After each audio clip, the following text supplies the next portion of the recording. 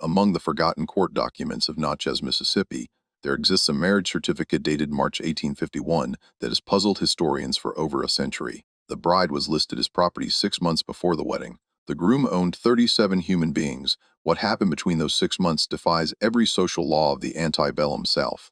Yet the evidence suggests it actually occurred. Local archives reveal that within a single year, this woman went from sleeping in slave quarters to signing her name in the master's bedroom, and the path she took involved every unmarried man on that property. The community that witnessed this transformation kept silent for decades. But the truth was preserved in letters, diaries, and testimony that paint a picture so calculated, so methodical, that modern readers struggle to believe one person could orchestrate such manipulation. Before we continue with the story of Rose Chanau and the Bell Point Plantation, if stories of calculated survival and dangerous ambition intrigue you, make sure to subscribe and hit that notification bell so you never miss our next investigation into America's darkest chapters. And tell us in the comments, what state are you listening from? We love knowing where our audience connects with these forgotten tales. What Rose accomplished in those months would require a mind as sharp as any strategist's and a will strong enough to risk everything for a chance at freedom that shouldn't have been possible. The Bell Point Plantation sprawled across 12,200 acres of prime Mississippi Delta land, its cotton fields extending like wide oceans when harvest season approached. The main house stood 3 stories tall, with columns that caught the morning sun and cast long shadows across the formal gardens where magnolia trees bloomed with suffocating sweetness. By 1850, Bell Point was one of the most profitable operations in Adams County, producing over 400 bales of cotton annually under the ownership of Thomas Bubblemont, a widower of 38 who had inherited the estate from his father 5 years earlier. Thomas had a reputation for efficiency rather than cruelty. He ran Bell Point like a business, maintaining detailed ledgers that tracked every pound of cotton, every tool, every expense. His enslaved workforce numbered 37 people, and unlike some neighboring plantations, where overseers ruled with whips and terror, Thomas preferred a system of measured discipline and calculated incentives. Those who exceeded their picking quotas received Sunday privileges. Those who caused trouble found themselves sold downriver to the sugar plantations of Louisiana, where life expectancy measured in years rather than decades. The white men of Bell Point formed a small hierarchy beneath Thomas. There was Hugh Carpenter, the overseer, a lean man of 42 from Georgia with sun-damaged skin and eyes that missed nothing in the fields. Samuel Puet managed the stables and livestock, a position of relative prestige that came with a private cottage near the barn. James Farley oversaw the cotton gin and press, his hands perpetually stained with the oil and dust of machinery. Clayton Webb served as the plantation's bookkeeper and occasional tutor to Thomas's young nephew, who visited each summer. Finally, there was Martin Jessup, who supervised the house servants and managed Bell Point's interactions with merchants in Natchez, a position that required literacy and a presentable appearance. Each of these men lived in separate cottages scattered around the plantation's perimeter, far enough from the main house to maintain social distinction, but close enough to respond when Thomas required their services. None of them were married, a curious fact in a region where most white men sought wives by their mid-20s. Hugh had been widowed. Samuel claimed he preferred bachelorhood. James had a sweetheart in Natchez who refused to live on a plantation. Clayton considered himself too bookish for matrimony. Martin simply never found anyone suitable. Into this world of rigid hierarchies and unspoken rules, Rose arrived in late 1849 as part of an estate sale. She was 19 years old, purchased for $800 from a failing plantation near Vicksburg.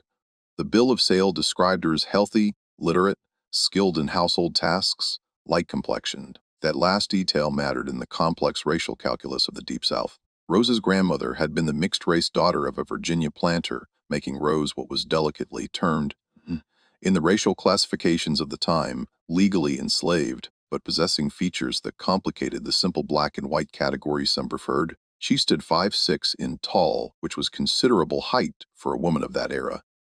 Her face had the kind of symmetry that drew attention without being overtly striking, but it was her eyes that people remembered, dark and direct, with an intensity that suggested thoughts moving behind them at a speed most couldn't follow. She had learned to read and write at her previous plantation, taught secretly by the owner's daughter, who'd felt charitable before her father discovered the lessons, and sold Rose to eliminate the problem. Thomas assigned Rose to work in the main house under the supervision of Dinah, the 60-year-old woman who'd served as head house servant since Thomas's childhood.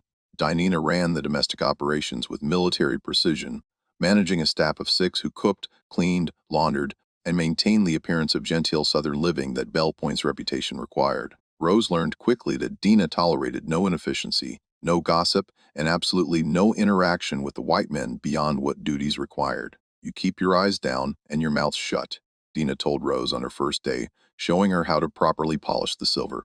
Mr. Weedme, Thomas runs a respectable house, and that means we don't give nobody reason to talk. You understand me? Rose understood perfectly. She also understood that the rules Dina outlined were less about protection than control. Over her first months at Bell Point, Rose observed the plantation's social ecosystem with the attention of someone studying a foreign language. She noticed how Hugh, the overseer, drank alone each evening on his cottage porch. She observed Samuel's frustration when a prize mate died foying, how he cursed the unfairness of losing something he'd spent months preparing for profit. She watched James waste his Sundays reading agricultural journals, dreaming of owning his own land someday. She saw how Clayton's hands trembled slightly when Thomas criticized errors in the account books. She registered Martin's pride in his appearance, his careful grooming, his obvious desire to be seen as more than merely an employee. And she noticed how each of them looked at her when they thought she wasn't paying attention. The spring of 1850 brought unusual heat to the Delta. By April, temperatures reached levels typically reserved for July, and the early cotton planting proceeded under a sun that felt like judgment. Thomas spent more time in Natchez on business, leaving Hugh to manage the fields. It was during one of these absences that Rose made her first calculated move. Hugh Carpenter had developed a routine. Each evening after the field hands returned to their quarters, he would walk the property line, checking fences, ostensibly inspecting for damage, but really just burning off the day's tensions with movement. He always carried a flask of whiskey, taking measured sips that added up over the 2-hour walk. By the time he returned to his cottage, he was neither drunk nor sober, existing in that pleasant middle state where the day's harshness softened into something manageable. On a Thursday evening in late April, Rose intercepted him along the eastern fence line. She'd planned the timing carefully. After Thomas's departure for a 3-day trip to New Orleans, after Danina had retired with one of her headaches, after the other house servants had retreated to their quarters, Rose had claimed she needed to retrieve herbs from the kitchen garden near where Hugh would pass. She wore a simple gray dress that Dina insisted on for house servants, but she let down her hair from its usual tight bun, and she positioned herself where the setting sun would backlight her figure against the fence rails. "Evening, Mr. Carpenter," she said when he approached, her voice carrying just enough warmth to not be purely respectful, but not enough to be overtly familiar. Hugh stopped, surprised to see anyone in this section at this hour. "Rose?" He nodded, already moving to walk past. "Mighty hot today," she continued, stepping slightly into his path but making it seem accidental. "I brought some mint tea from the kitchen. Been cooling in the spring house. Thought you might appreciate something cold after your walk." She produced a tin cup from behind the fence post where she'd hidden it. Hugh's eyes moved from the cup to her face, calculating. He was a man who'd survived 42 years by recognizing traps. "That's thoughtful," he said slowly. "But I don't think Diner would approve of you being out here alone with me." "Diner's sleeping off a headache," Rose replied. "And I'm not doing anything wrong, just being Christian-like, offering refreshment." She held the cup closer. "Unless you're too proud to accept kindness from someone like me." The challenge in that last phrase made Hugh's jaw tighten. Rose had identified his weakness in her observations. Hugh Carpenter had never recovered from his wife's death 6 years earlier, and he resented that his grief had calcified into permanent isolation. The implication that he was too proud, too high, too separate, struck exactly the nerve she'd intended. He took the cup. The tea was genuinely cold, sweet with honey, perfect for the oppressive heat. "Thank you," he said, draining half of it. "That's real kind." "You look tired," Rose observed, and there was genuine sympathy in her voice now. "Must be hard managing everything when Mr. Belmont's away. All those people depending on you getting things right." Hugh studied her face, searching for manipulation but finding what appeared to be honest understanding. "It's work," he admitted, "same as anything else." They talked for 20 minutes standing by that fence. Rose asked intelligent questions about cotton cultivation, about the challenges of managing field hands, about Hugh's past in Georgia. She listened with complete attention, the kind of focused interest that lonely people starve for. She didn't flirt. That would have been too obvious. Instead, she offered something more dangerous: understanding. When Hugh finally continued to his cottage, he felt lighter than he had in months, and when Rose returned to the main house, she wore a small smile that would have terrified Dina if the older woman had seen it. Segunda CTA engagement. What Rose had started that evening would spiral into something that would change the entire structure of Bell Point Plantation. If you're already captivated by how calculated this manipulation was, hit that like button. and leave a comment with your theory. How far do you think Rose could really go with this plan? The truth is more methodical than you might imagine. Over the next month, Rose engineered 4 more accidental encounters with Hugh. Each time she varied her approach. Sometimes she brought food, sometimes she simply happened to be walking the same direction. Once, she asked his advice about a supposedly sick chicken. The pattern was subtle enough that Hugh never felt pursued, yet consistent enough that he began to anticipate these interactions. She learned his vulnerabilities with the precision of a surgeon mapping anatomy. Hugh's loneliness ran deeper than he admitted to himself. His wife had died in childbirth along with their son, and he'd never forgiven himself for failing to afford a better doctor. He'd taken the overseer position at Bell Point to escape George's memories, but isolation had followed him like a shadow. When Rose listened to him describe his late wife, she didn't offer empty sympathy. She simply let him talk, and her silence felt like absolution. "You're easy to talk to," Hugh said one evening in mid-May. They were sitting on a bench near the kitchen garden, close enough to the main house that their interaction could be explained if anyone asked, far enough to feel private. "Most people hear what they want to hear. You actually listen."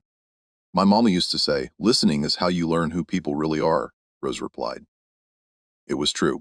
Her mother had said that though the context had been teaching Rose how to survive in a world designed to deny her humanity. "You're a good man, Mr. Carpenter, trying to do right in a situation that's often wrong." The validation struck Hugh hard. He'd spent years justifying his role as overseer, telling himself he was more humane than alternatives, that someone had to manage the system, even if the system itself was rotten. Hearing Rose, an enslaved woman, call him good released something knotted in his chest. That night, when Rose suggested they move their conversation somewhere more private, Hugh's resistance crumbled. His cottage was modest but clean, and what happened there was neither violent nor romantic.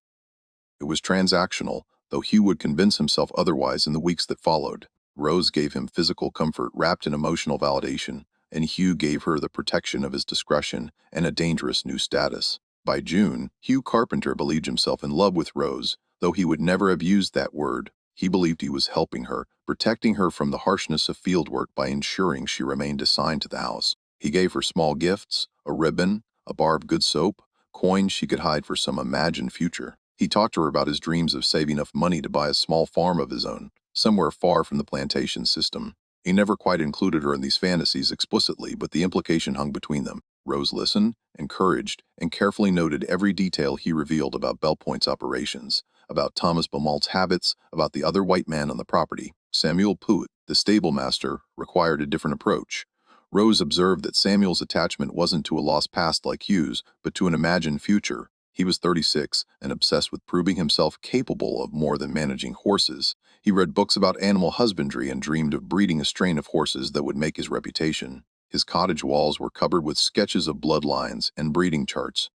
Rose's opportunity came when Thomas purchased a new breeding mare at considerable expense. The mare arrived temperamental and dangerous, having been mistreated at her previous stable. Samuel spent weeks trying to gentle her with limited success, and his frustration mounted as Thomas's expectations for offspring from this expensive animal grew clearer. Rose had grown up around horses at her previous plantation. She knew their temperaments, understood their fear responses. One afternoon in early July, she approached Samuel at the stable with a suggestion so casual it seemed almost innocent. "My grandfather used to work with difficult horses," she said, watching him struggle with the mare's halter. "Said the trick was making them think gentling was their idea, not yours. You stop pulling, they stop fighting." Samuel looked at her skeptically. "Your grandfather a stable hand?" "Master's carriage driver," Rose replied. 50 years working with horses. Taught me some before he died." This was partly true. Her grandfather had driven carriages. The Rose's knowledge came more from observation than direct instruction. "What would you suggest?" Samuel asked, desperate enough to consider advice from someone the plantation system said he shouldn't value. Rose demonstrated a technique using steady pressure and release, speaking to the mare in low tones, never directly confronting her resistance. Within 20 minutes, the mare accepted a halter she'd fought against for weeks. Samuel stared in astonishment. "How did you?" "You were trying to dominate her," Rose explained. "Sometimes you get further by making them feel safe than by making them feel beaten." The metaphor wasn't lost on Samuel, though he didn't consciously recognize it. Over the following weeks, Rose helped him with the mare during hours when other tasks brought her legitimately near the stables. She proved invaluable. The mayor, who'd seemed unmanageable, became workable, then cooperative, then eventually pregnant with what Samuel hoped would be valuable foes. Samuel's gratitude transformed into dependence. He began to see Rose as essential to his success, to his dream of proving himself capable of more than his current position. When Rose suggested that her knowledge could help with other horses, other breeding decisions, Samuel eagerly agreed. And when their interaction shifted from professional to personal, Samuel convinced himself it was mutual attraction rather than calculated seduction. By August, Rose had secured Samuel's protection and access to the stables, a privilege that would prove crucial later. She also gained something more valuable. Samuel talked openly about plantation business, about Thomas's financial pressures, about debts and investments, and the precarious economics that kept Bell Point profitable. James Farley proved the most challenging. The gin overseer was 39 and deeply religious, a Methodist who read scripture each night and attended services in Natchez every Sunday. He carried guilt about his role in the plantation system like a physical weight. Convinced that his participation in slavery was a sin he'd answer for in eternity, he dealt with this guilt through compartmentalization. The enslaved workers at the gin were responsibilities, not people. A mental trick that let him function. Rose recognized that James couldn't be seduced through loneliness or ambition. His vulnerability was his guilt and his desperate need for absolution. She found him one Sunday afternoon in August reading his Bible on the bench outside the gin, sweat stained from the week's work despite his day of rest. She approached carefully, carrying nothing, offering nothing except her presence. "Excuse me, Mr. Farley. I wonder if you might help me understand something I read." James looked up, surprised. "You read?" "Yes, sir. Taught myself letters at my previous place. Been reading the Bible when I can find one." This was true. Rose had indeed learned to read biblical passages, recognizing that literacy was a weapon in a world that tried to deny it to people like her. That's admirable," James said and meant it. "What passage troubles you?" Rose quoted from Philippians, the short letter where Paul urges a slave owner to accept back a runaway slave, not as property but as a brother. "It seems like Paul saying something about how Christians should treat the enslaved," Rose said carefully. "But I don't understand what he means. If we're all brothers in Christ, what does that mean for arrangements like Bell Point?" The question struck at the heart of James's tortured conscience. He spent an hour explaining interpretations, defenses, justifications, all while Rose listened with apparent genuine interest in his theology. She didn't argue. That would have ended the conversation. Instead, she asked questions that forced James to confront contradictions in his own reasoning. Over subsequent weeks, their theological discussions became regular Sunday events. James began to see Rose as a soul-seeking salvation, someone whose intelligence and spiritual hunger deserved nurturing despite her legal status. He loaned her his Bible, then other books from his small library. He taught her arithmetic, ostensibly so she could better understand scriptural numerology. The shift from spiritual mentorship to physical relationship happened in September, and James immediately drowned in guilt. But Rose had positioned herself carefully. She assured him that their connection was about mutual comfort, not sin. She quoted scripture about human weakness and divine forgiveness. She became his confessor even as she became his secret companion. James's guilt made him generous. He gave Rose books, time, protection from harder work assignments. He also inadvertently gave her education. Through their conversations, Rose learned about contracts, about law, about the mechanisms of property and ownership that governed her existence. Clayton Webb, the bookkeeper, was 32 and possessed the kind of nervous intelligence that creates both brilliance and constant anxiety. He lived in fear of making errors in Thomas's account books, of miscalculating in ways that might cost him his position. His cottage was obsessively organized, every paper filed, every surface clean. He had no family, no close friends, no life beyond the ledgers that consumed his days. Rose understood that Clayton needed competence, not comfort. She began by asking him questions about numbers, claiming she wanted to understand accounting to potentially help with household budgets. Clayton, starved for someone who appreciated his skills, eagerly taught her basic bookkeeping. Rose proved an exceptional student. She absorbed principles quickly, understood double entry systems, grasped concepts that many educated men struggled with. Clayton's fear of inadequacy transformed into pride at having discovered such an apt pupil.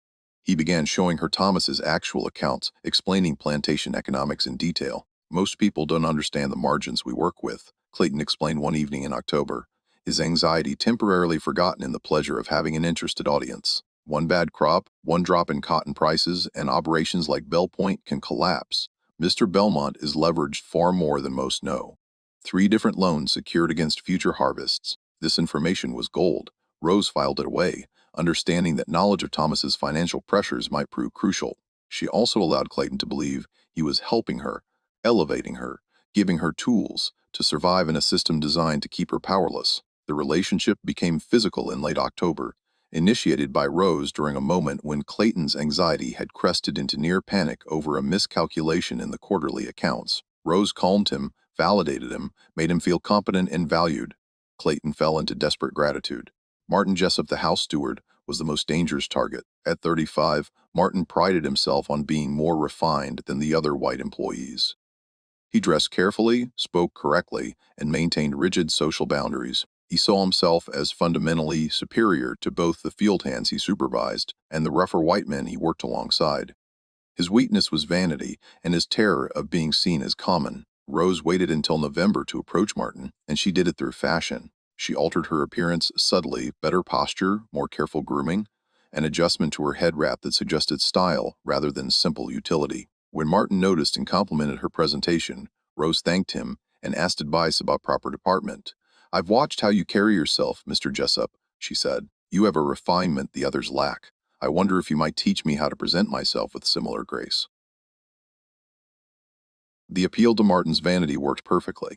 He began instructing Rose on etiquette, on proper speech patterns, on the subtle social signals that separated the refined from the crude. Rose played the eager student, mirroring his manner, adopting his speech patterns, becoming a reflection of what Martin imagined himself to be. Martin's attraction grew from seeing himself reflected back. When Rose suggested that someone of his obvious quality deserved companionship with a woman who could appreciate refinement, Martin's vanity overcame his social programming. The relationship began in December, and Martin convinced himself that he'd elevated Rose, that their connection proved his sophisticated ability to recognize quality regardless of legal status. By Christmas of 1850, Rose had achieved something unprecedented at Bell Point. She had intimate relationships with all 5 white men who managed the plantation's operations, and none of them knew about the others. Each believed himself special, unique in his connection to her. Each protected her in different ways. Hugh ensured her house assignment remained secure. Samuel gave her access to the stables and transportation knowledge. James provided education and books. Clayton shared financial information. Martin elevated her status within the house hierarchy. Rose had transformed herself from property into someone with leverage, with knowledge, with multiple men who would defend her interests without understanding they were being manipulated. But this was only the foundation. What Rose planned next would require perfect timing and nerves most people couldn't imagine possessing. Thomas Belmont returned from an extended January trip to New Orleans with news that would destabilize Bell Point's careful equilibrium. Cotton prices had dropped significantly due to oversupply in British markets. The loans Clayton had mentioned were coming due, and Thomas needed to restructure his debts or risk losing sections of the plantation. He called a meeting of his management staff in his study, and the tension in that room was thick enough to taste. "We need to increase efficiency," Thomas announced, his finger tapping the account books Clayton had prepared. 20% more production with no increase in expenses. That means longer days, stricter quotas, and potentially selling off assets that aren't performing. Q shifted uncomfortably. "The field hands are already working sunrise to sunset, then they work faster," Thomas replied. "And we sell anyone who can't keep pace. I can get decent prices for young males at the Natchez market. Replace them with cheaper labor," Samuel spoke up. "What about the breeding program?" The mayor finally took. "The horse program is a luxury we can't afford right now," Thomas interrupted. "Sell the mare in 4 when it comes. Focus on essentials." Clayton's hands trembled as he made notes. James stared at his own reflection in the window glass. Martin maintained his carefully neutral expression, but his jaw tightened. Rose, serving coffee in the corner, as house servants did during such meetings, absorbed every word. Thomas's financial desperation was worse than Clayton had known. The plantation was on a knife's edge, and desperate men made rash decisions. After the meeting, Rose sat in her small room in the servants' quarters and calculated her next moves with the cold precision of a chess master planning an endgame. She had gathered pieces, the 5 white men's dependence, Thomas's financial vulnerability, her own hard-won literacy and knowledge. Now she needed to arrange them into something that could break the fundamental law of Southern society, that she was property, not a person. The plantation system rested on rigid boundaries: white over black, male over female, owner over owned. Breaking any of these boundaries drew violent reprisal, but Rose had identified something most people missed. The system's rigidity was also its weakness. When pressure built against inflexible structures, they didn't bend, they shattered. Her plan was audacious and required perfect execution. First, she needed to destabilize the relationships between Thomas and his managers. Second, she needed to make herself indispensable to Thomas specifically. Third, she needed legal documentation that would survive challenges. And fourth, she needed all this to happen before Thomas sold her or anyone else discovered her web of manipulations. She started with the accounts. Through Clayton, she learned that Thomas's bookkeeping had small but consistent errors. Nothing major, but enough that the true financial picture was slightly obscured. Rose suggested to Clayton that she help him review the ledgers for accuracy, claiming she wanted to practice her arithmetic skills.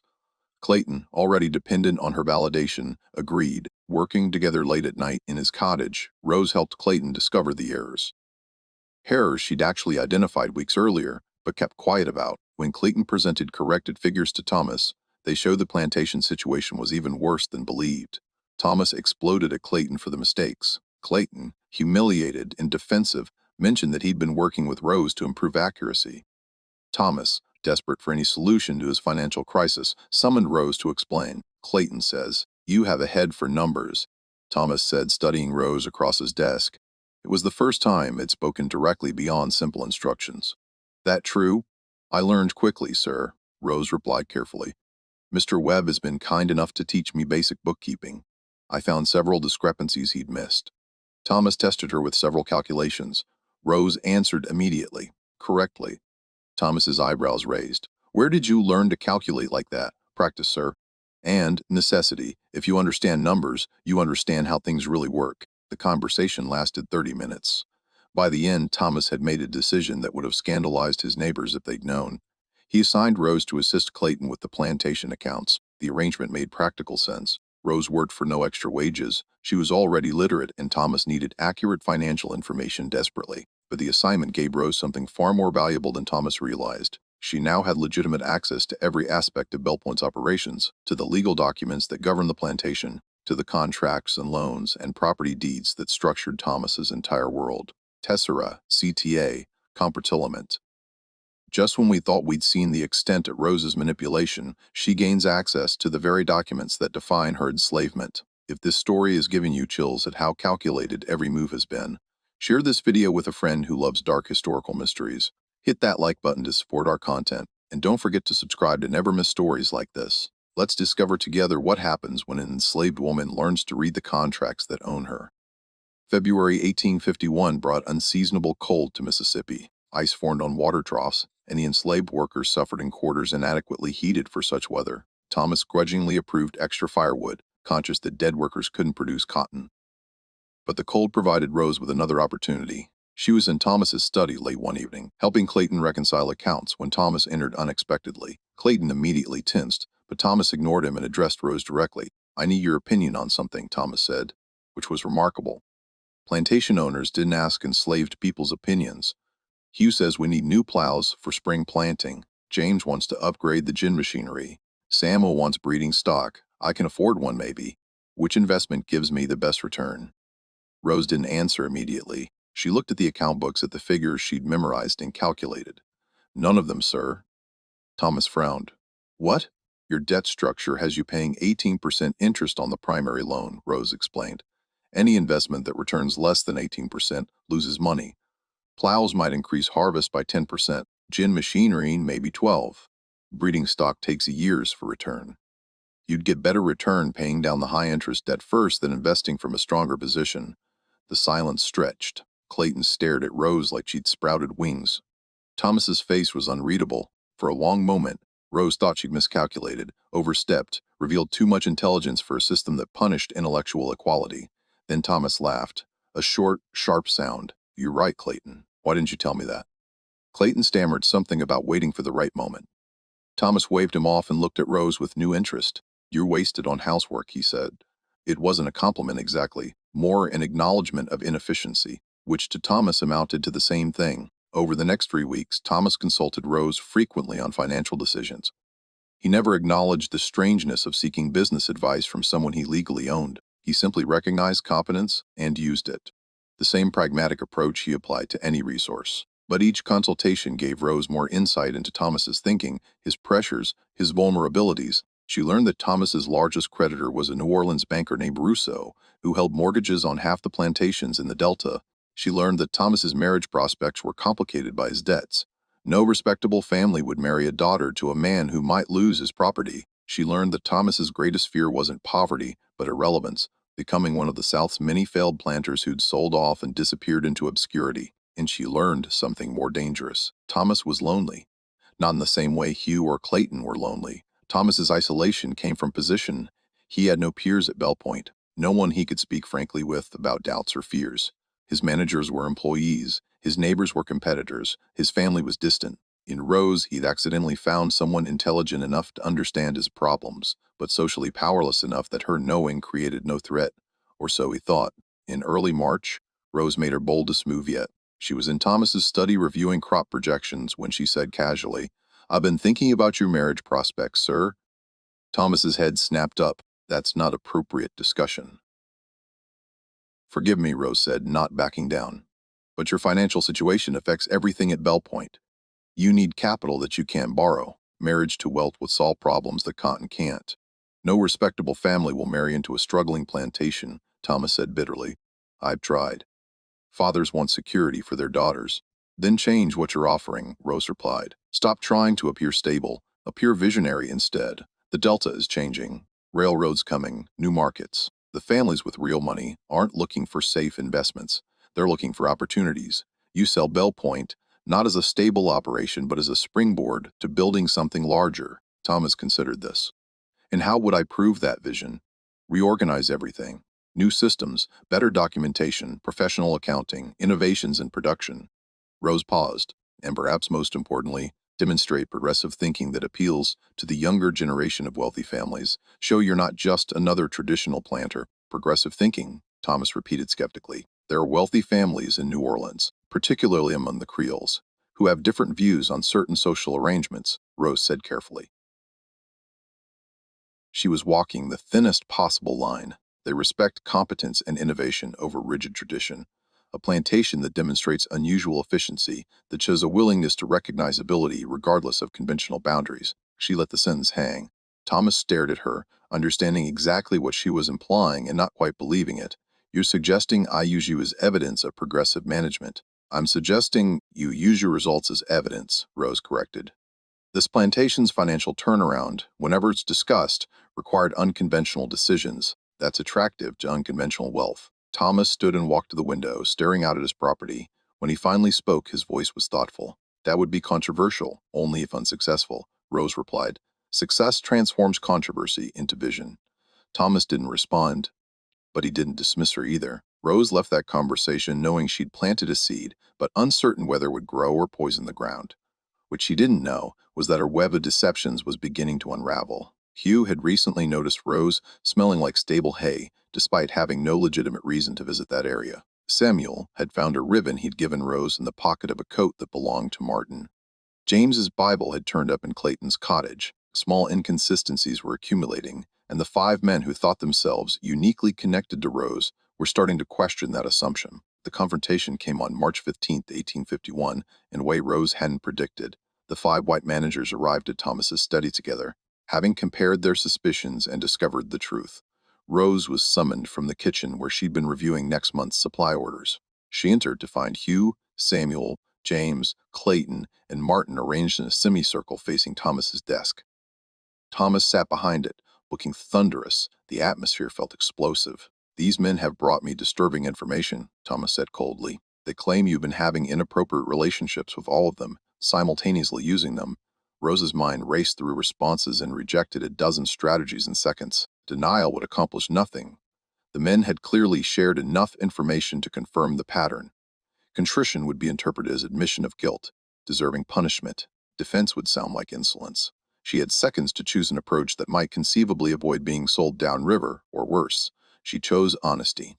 Calculated partial honesty, but honesty nonetheless. "It's true," Rose said clearly. "I cultivated relationships with each of them deliberately and used those connections to gain knowledge, protection, and access I wouldn't otherwise have."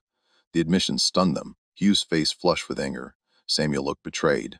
James appeared stricken. Clayton seemed on the verge of tears. Martin's expression curdled into disgust.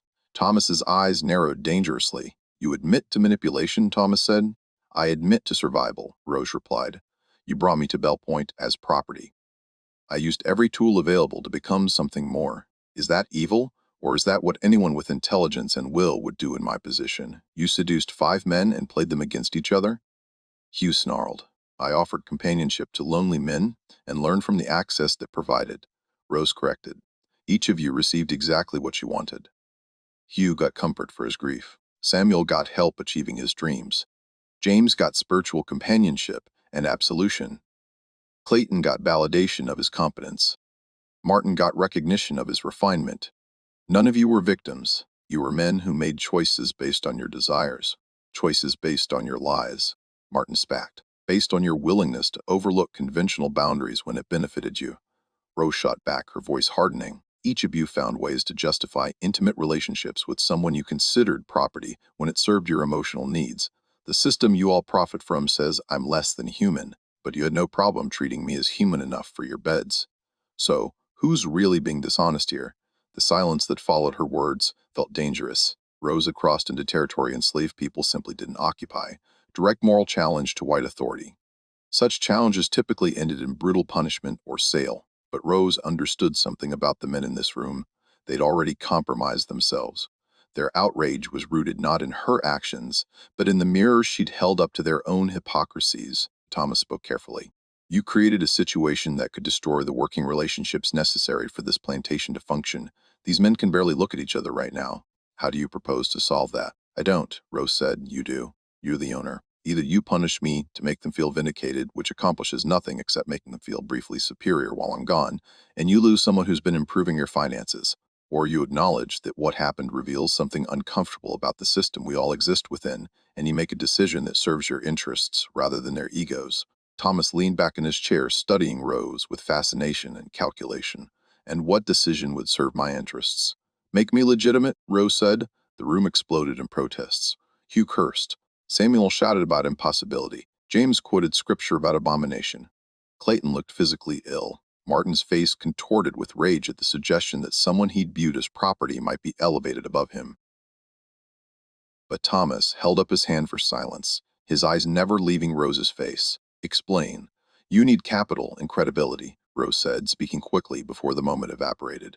You need to appear visionary rather than desperate. Marry me. The suggestion was so outrageous that for several seconds nobody could formulate a response. In 1851, Mississippi, interracial marriage was illegal, socially unthinkable grounds for violence and social destruction. What Rose was proposing couldn't happen, shouldn't happen, would never happen. Except Rose had spent months understanding Thomas Belmont, and she knew his greatest weakness wasn't lust or loneliness, but pragmatism taken to its logical extreme. Thomas valued efficiency over everything, and Rose was offering him an efficient solution to multiple problems. It's illegal, Thomas said. Finally, in Mississippi, Rose replied, not everywhere. The marriage itself could occur elsewhere, documented with witnesses. You would control the information, reveal it strategically, frame it as progressive thinking, use it to attract families interested in innovation rather than tradition. Nobody would accept it, Samuel said. Some would, Rose countered. Not most, but you don't need most. You need one wealthy family interested in supporting unconventional vision. They exist particularly in New Orleans among families with Caribbean connections where racial boundaries are more fluid. Families who'd see investment potential in a plantation demonstrating radical efficiency. You've thought this through, Thomas said. I've thought through little else for months. Rose admitted. This is my only path to freedom that doesn't require running and hiding for the rest of my life. And it's your only path to capital that doesn't require decades of debt. Thomas stood and walked to the window, staring out at Bell Point's fields. The 5 managers watched him with expressions ranging from horror to disbelief. Rose's heart hammered so hard she thought it might be audible, but she kept her expression neutral. Waiting. Leave us, Thomas said finally. Sir, he questioned, all of you out now. The 5 men filed out reluctantly, throwing backward glances filled with confusion and anger. When the door closed, Thomas turned to face Rose. This is insane, he said flatly. Yes, Rose agreed. It would cost me most of my social standing. Temporally, success restore status. It could get both of us killed, only if we're careless about who we tell and how we frame it. Thomas studied her for a long moment. Why would I take this risk? Because you're already taking risks every day, Rose replied.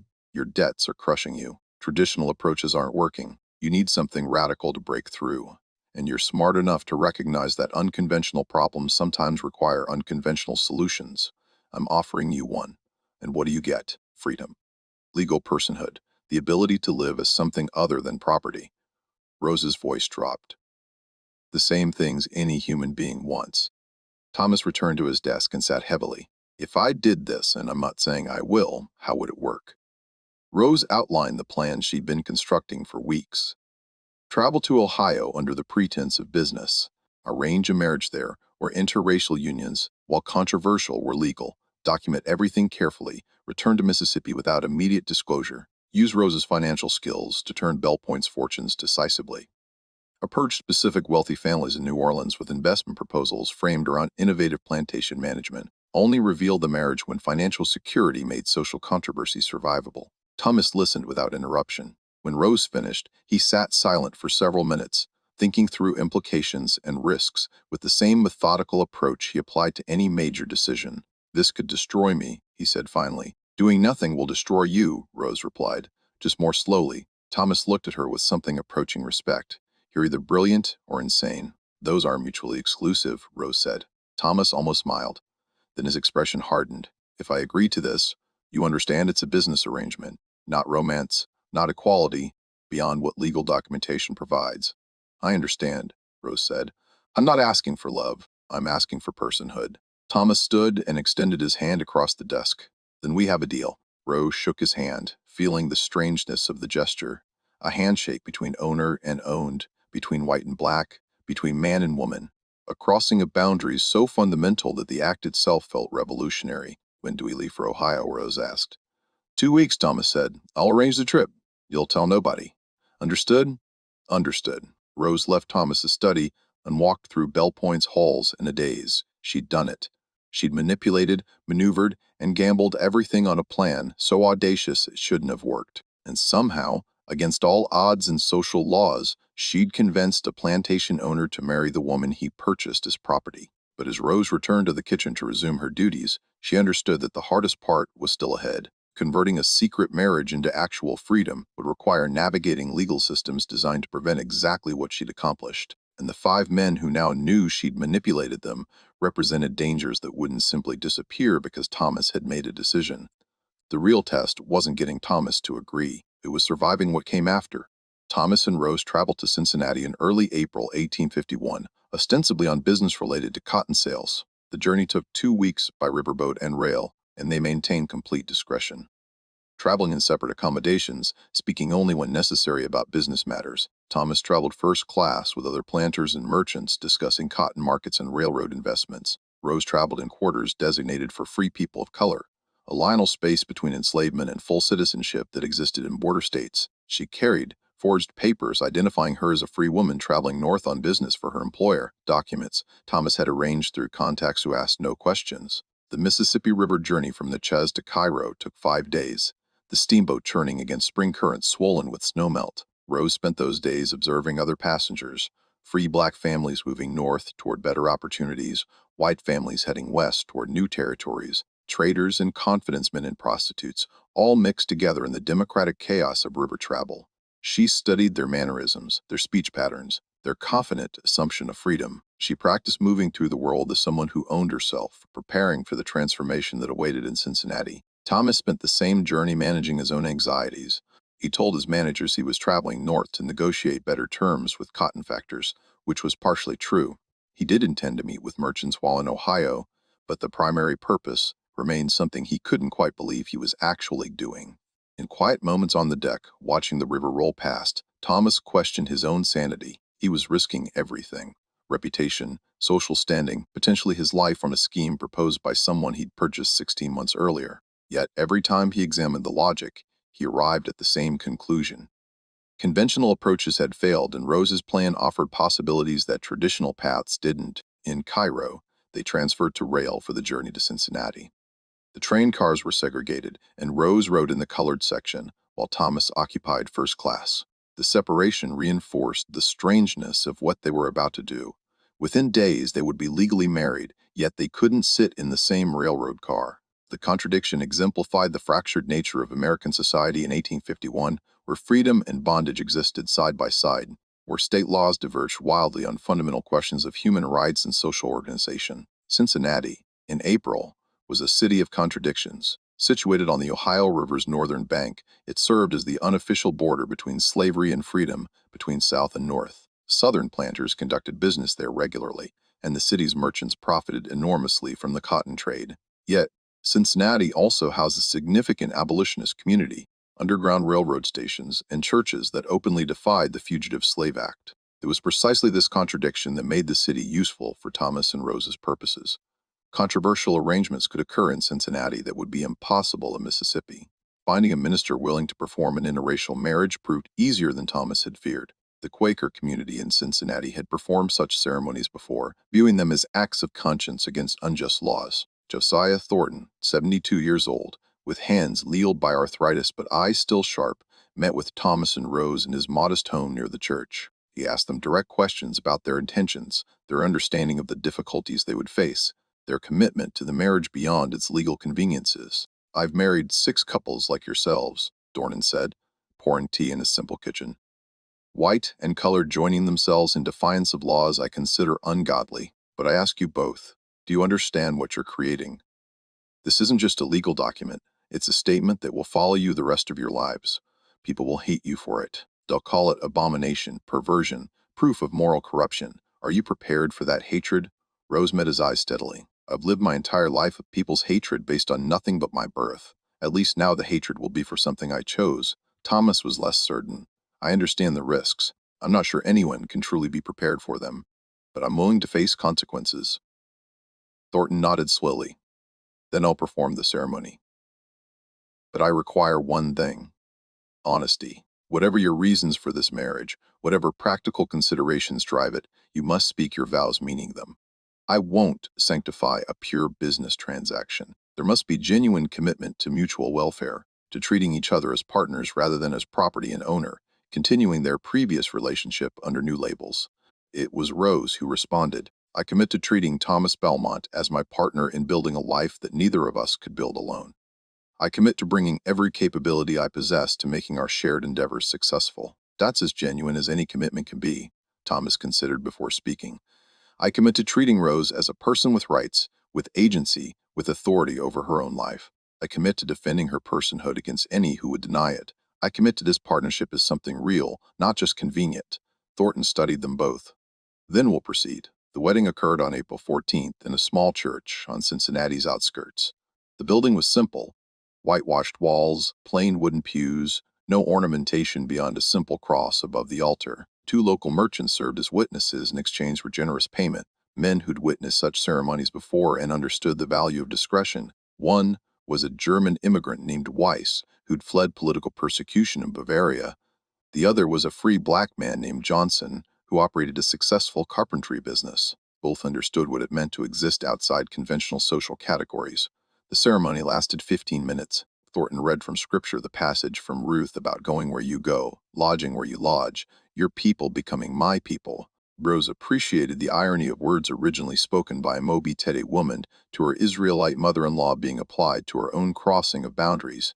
When Thornton asked if they took each other as husband and wife, both answered yes, clearly. When he pronounced them married under God's law and Ohio's civil law, Rose felt something shift inside her. Not love, not even affection particularly, but a fundamental reorientation of her relationship to the world. She was no longer property, she was a wife, a person, someone the law had to recognize. They signed the marriage certificate, Rose writing her name clearly, Thomas adding his signature below. The witnesses signed. Thornton recorded everything in his church registry, a book that contained dozens of controversial marriages performed over his long ministry. He provided them with signed and sealed documents, multiple copies for safekeeping. "Guard these carefully," he said. "They're evidence of your personhood now, but they're also evidence that could be used against you. Use them wisely." Thomas paid Thornton the agreed sum, plus additional money donated to the church's work, helping escape slaves. Then he and Rose left separately, Thomas returning to his hotel, Rose to the boarding house where she'd been staying. They would maintain separation for the return journey, revealing nothing about what had occurred in that small church. The journey back to Mississippi took longer than the journey north. Thomas traveled directly, but Rose took a deliberately circuitous route designed to obscure timelines and prevent anyone from connecting her northern trip with Thomas's. She traveled through Indiana, then south through Kentucky, crossing back into Tennessee before finally reaching Mississippi in late April. During those weeks of travel, Rose experimented with her new identity. In some towns, she presented herself as a free woman of color traveling on business. In others, she reverted to the mannerisms of someone enslaved. She learned to shift between these identities fluidly, understanding that her survival would depend on knowing which face to wear in which circumstances. When Rose arrived back at Bell Point in late April, nothing appeared changed. She resumed work in the house and accounts office. Thomas treated her exactly as before in public, with professional respect when discussing business, with the formal distance appropriate between owner and skilled servant. The five managers, still angry and confused about the revelations from March, maintained professional distance but took no action. Thomas had made clear that Rose remained under his protection, and challenging that would mean challenging him directly, something none of them were prepared to do while still employed at Bell Point. But everything had changed beneath the surface. Rose now worked the account books, not as an enslaved woman granted unusual privileges, but as a legally free person whose marriage gave her claim to partnership in Bell Point's operations. She couldn't reveal this status. Not yet. Not until circumstances made disclosure strategically advantageous. But the knowledge changed how she approached every task. She made decisions with the confidence of someone building her own future rather than merely surviving someone else's present. Thomas noticed the difference in her bearing, the subtle shift from calculating survival to calculating success, and found himself wondering whether he'd made a brilliant strategic move or an error that would eventually destroy him. Thomas began quietly restructuring Bell Point's operations using Rose's suggestions, implementing changes gradually enough that the managers wouldn't recognize a single dramatic shift, but would slowly realize the plantation ran more efficiently than before. Rose reorganized the account books completely, creating systems that tracked expenses and revenues with unprecedented precision. She identified waste in supply chains, negotiated better terms with merchants and nachets, and restructured work assignments to maximize productivity without increasing hours. Within 2 months, the plantation's finances stabilized enough that Thomas could begin reaching out to potential investors, most notably the Duplexy family of New Orleans. The Duplexy family represented exactly the kind of unconventional wealth Thomas needed. Alexander DePilsey had built his fortune through Caribbean sugar operations and Gulf Coast shipping, before diversifying into cotton and banking. His family had Haitian roots, and his grandmother had been a free woman of color in New Orleans' complex racial hierarchy. Alexander had married into white Creole society, but his family retained connections to communities that existed between rigid racial categories. They were wealthy enough that social conventions bent around them rather than the reverse, and they had reputations for supporting ventures others considered too risky or controversial. In July 1851, Thomas traveled to New Orleans to meet with Alexander regarding potential investment in Bell Point. The meeting occurred in Alexander's office in the French Quarter, a room lined with maps showing shipping routes and plantation holdings across 3 states.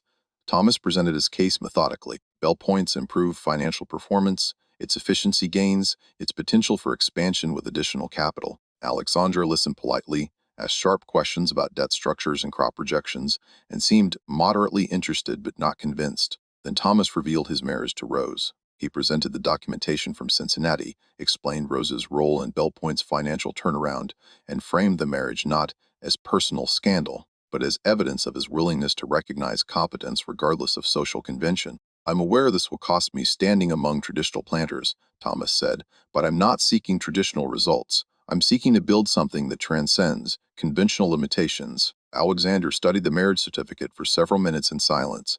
Then he looked up at Thomas with an expression mixing amusement and calculation. "You understand most of Mississippi will view you as insane or immoral. I understand they'll view me as unsuccessful if I fail and visionary if I succeed." Thomas replied, "Success transforms controversy into innovation." Alexander smiled. "I appreciate a man who understands that morality often follows money rather than the reverse." He stood and walked to his window overlooking the quarter's narrow streets. "What you've done is either brilliant or suicidal. Probably both, but it demonstrates exactly the kind of thinking I look for in investment opportunities. Willingness to break rules when rules prevent optimal outcomes." He turned back to Thomas. "I'll invest $50,000 for 20% partnership, but I have conditions. First, you reveal this marriage strategically, not defensively. You control the narrative. Second, your wife, and I'll call her that since she legally is, she manages the accounts directly. If her competence drove these improvements, I want her competence managing my investment. Third, you free every enslaved person at Bell Point within 5 years and transition to paid labor. I won't invest in slavery long term. It's economically inefficient and politically unsustainable. Thomas hadn't expected the third condition. Freeing everyone would be exactly the kind of innovation that makes Bell Point truly visionary, rather than merely scandalous. Alexander interrupted. Slavery is dying, Thomas. Maybe not this year or next, but it's dying. The question is whether planters adapt proactively or get crushed when the change comes. I invest in adaptation. Thomas agreed to all free conditions. The Duplexi capital stabilized Bell Point completely and funded expansions that increased production by 40% over the next year. Thomas's financial troubles ended. Rose's freedom became not just legal, but defensible through economic success. And over the following 5 years, they gradually freed Bell Point's enslaved workers, transitioning to a paid labor system that proved, contrary to every assumption of Southern planters, that free workers motivated by wages could be more productive than enslaved workers motivated by punishment. The social consequences varied. Most of Mississippi society shunned Thomas completely when the marriage became public knowledge in late 1851. Neighboring planters refused to associate with someone who'd violated racial boundaries so fundamentally. Thomas received threatening letters, some promising violence, others merely promising eternal damnation. One former friend challenged him to a duel, which Thomas declined, understanding that dying for honor accomplished nothing. But a small circle of unconventional wealth, primarily from New Orleans and Caribbean-connected families, saw Thomas as visionary rather than deviant. That circle provided all the social and economic support Bell Point needed. Rose's experience was more complex. Among white Mississippi society, she simply ceased to exist. No one acknowledged her, spoke to her, or recognized her presence. But among free people of color in Natchez and New Orleans, she became a controversial figure. Some saw her as someone who'd achieved impossible freedom through intelligence and courage. Others viewed her as someone who'd collaborated with oppression rather than resisting it, who'd married into the system rather than fighting to destroy it. Rose understood both perspectives and refused to defend herself against either. She'd made her choices based on her own survival and freedom, and she wouldn't apologize for prioritizing her own liberation. Hugh Carpenter left Bell Point in August 1851, unable to reconcile his continued employment with his humiliation. He moved west to Arkansas, where he tried to establish himself as an overseer on cotton plantations along the Arkansas River. But his heart was never in the work. After leaving Mississippi, he drank more heavily, made poor decisions, alienated employers. He died in 1856 of fever in a rooming house in Little Rock, alone and largely forgotten. His final letter to a cousin, mentioning Rose and expressing bewilderment that someone he'd considered property had outmaneuvered him so completely. Samuel Puit stayed at Bell Point, rationalizing that his horse breeding work mattered more than social complications. Over the years, he developed a grudging respect for what Rose had accomplished, though he never spoke to her directly again. His breeding program succeeded. By the 1860s, Bell Point horses had reputations for strength and temperament that commanded premium prices. Samuel died in 1873, a modestly wealthy man, his obituary mentioning his contributions to horse breeding but carefully omitting any reference to the unconventional plantation where he'd done his life's work. James Farley struggled with guilt for years after the revelation of Rose's manipulations in marriage. He continued working at Bell Point through 1852, but the cognitive dissonance between his religious beliefs and his participation in the plantation system became unbearable. He eventually left plantation work entirely to become a Methodist circuit preacher in Tennessee, traveling remote communities and preaching about redemption and forgiveness. He died in 1868 during a yellow fever epidemic. Still wrestling with the contradictions of his past, his final sermon, reportedly about how humans rationalize participating in evil systems, Clayton Webb remained at Bell Point, his financial skills too valuable to replace despite his humiliation. He worked alongside Rose in the accounts office, maintaining professional courtesy but never recovering the relationship they'd had. Living with the knowledge that someone he'd seen as property had outmaneuvered him fundamentally damaged Clayton's self-conception. He became more withdrawn, more obsessive about accuracy in his ledgers, as if perfect accounting could restore order to a world that had revealed itself as far more chaotic than he believed. He died in 1879 of a stroke while reviewing quarterly accounts, his books immaculate to the end. Martin Jessup resigned immediately after Thomas's public announcement of his marriage. Unable to tolerate his social world's inversion, he moved to Mobile, where he tried to reestablish himself in merchant society, but the story followed him. People whispered about the refined steward who'd been seduced and manipulated by an enslaved woman, and the whispers destroyed Martin's carefully constructed self-image. He died in 1858 of cholera during an epidemic that swept Mobile's waterfront. His final delirium reportedly filled with rambling accusations about Rose and betrayal. Rose Belmont lived the rest of her life in a strange liminal space, legally free, socially unacceptable, economically secure, but perpetually controversial. She never had children, a choice she and Thomas made together, understanding that mixed-race children born to their controversial union would face challenges neither wanted to inflict. She managed Bell Point's accounts until Thomas died in 1887 of heart failure, at which point she inherited the plantation outright, a provision Thomas had ensured in his will, despite knowing it would provoke legal challenges from distant relatives who claimed the inheritance was invalid. Rose fought those legal challenges successfully, hiring lawyers from New Orleans who argued that her marriage was legal where it occurred, and that Mississippi had no grounds to invalidate contracts made in other states. The case took 3 years to resolve, but ultimately Rose's ownership was confirmed. She sold Bell Point in 1888 for a sum that made her independently wealthy. The plantation's value had increased enormously under her management, and the buyer was a northern investment company interested in modernized agricultural operations. With the money from the sale, Rose moved to France, where racial attitudes, while hardly enlightened, permitted a kind of anonymity Mississippi never would. She lived in Paris in an apartment on the left bank, existing in expatriate communities that included writers, artists, and others who'd left America for various reasons. She never remarried. She occasionally gave interviews to journalists interested in America's racial complexities, but she spoke carefully, revealing little about her methods or motivations. She died in Paris in 1904 at age 73. Her obituary in French newspapers described her as an American ace of mysterious background who'd lived quietly in Paris for over a decade. Her obituary in Mississippi papers, when they mentioned her at all, called her a cautionary tale about the South's defeated past, a symbol of how the old order had been corrupted and destroyed. The court documents survive: the Cincinnati marriage certificate with Josiah Thornton's signature, the Bell Point account books filled with Rose's precise handwriting, Thomas's will naming her as heir with extensive provisions explaining his reasoning, the property transfer documents when she sold the plantation, the legal briefs from her inheritance fight. Historians debate the implications endlessly. Some see Rose as a manipulator who used immoral means to achieve her ends, who exploited vulnerable men and violated social codes that, however unjust, maintained order. Others see her as a brilliant strategist who exploited the hypocrisy of a system designed to deny her humanity, who used the only tools available to someone in her position to achieve freedom. Most agree she accomplished something that should have been impossible.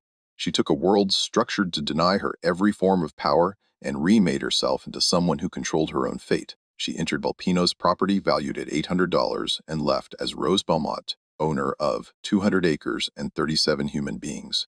She immediately freed before the sale. Whether that transformation makes her admirable or disturbing depends entirely on which values you prioritize: the rigid social code she violated, or the fundamental human drive for freedom she demonstrated. Quarter CTA. Final.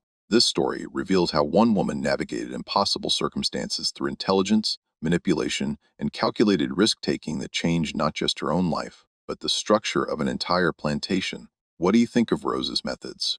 Were her manipulations justified by her circumstances, or did her tactics make her as morally compromised as the system she fought against? Leave your thoughts in the comments. We love hearing different perspectives on these complex historical figures. If you found this tale compelling and want more stories about people who changed their fates against overwhelming odds, subscribe to our channel and hit that notification bell. Share this video with someone who appreciates morally complex historical narratives, and remember, history is rarely as simple as heroes and villains. Most people exist in the complicated spaces between.